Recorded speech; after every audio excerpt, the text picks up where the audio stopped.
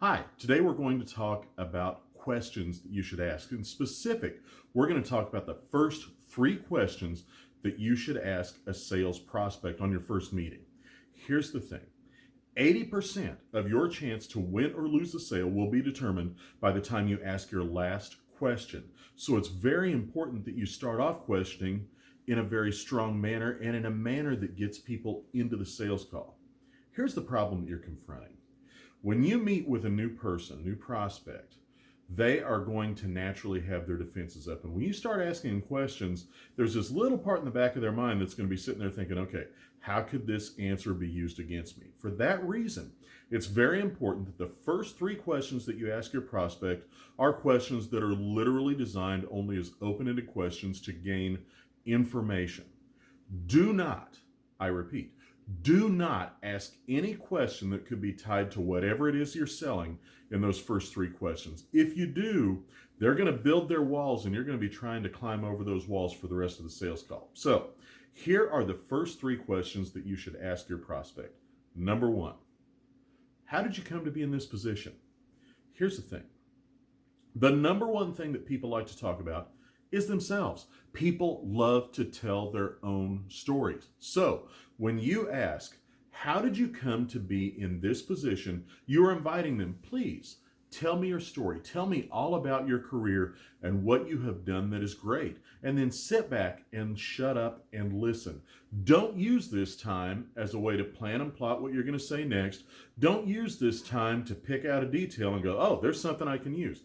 Instead, just sit there and this is one of the few moments, by the way, in sales that I don't recommend taking notes. I typically do not, unless there's something really, really important, I typically do not take notes on this question. I sit there and I listen with open interest as they tell me their story. You build a great rapport that way.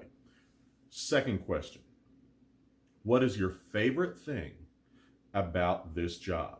And that's, whether you're talking to somebody on the plant floor, whether you're talking to somebody who owns the company.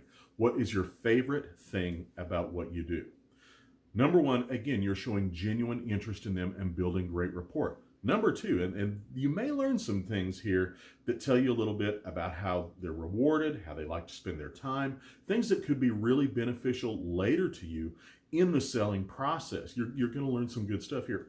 Once again, listen openly to what they're saying. Now, this is a question that 99.9% of the time has no downside. The first one, I've never had a downside. This question, I've had something funny happen once. Well, it wasn't funny at the time. I asked this question of a guy, this was, 25 years ago, as I was selling industrial in Junction City, Kansas. I asked the plant manager, I said, so what's your favorite thing about this job? And the guy sits there for a minute, and he responds, not a damn thing. His exact words, folks. And I thought maybe he was joking. I just kind of bypassed it. And I could see he was a little off for the rest of the sales call. But, we had a good call. I asked more questions and got a proposal opportunity. Called back 2 days later to arrange a next meeting. And it turns out he had quit at the end of that day. Not kidding.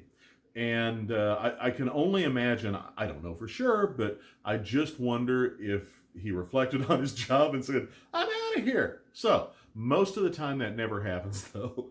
But it is good to understand what they like, because that tells you how they like to spend their time on their job. And that does give you an idea of how you might be able to solve some problems for them. Third question: why do your company's customers buy from you? Again, this is a question that there's no reason for them to put up defenses about, but you get to learn what's great about their company, what they do well, what their customers perceive as very good from them. Now, admittedly, there is a little bit of a meta behind this question. I'll tell you what it is.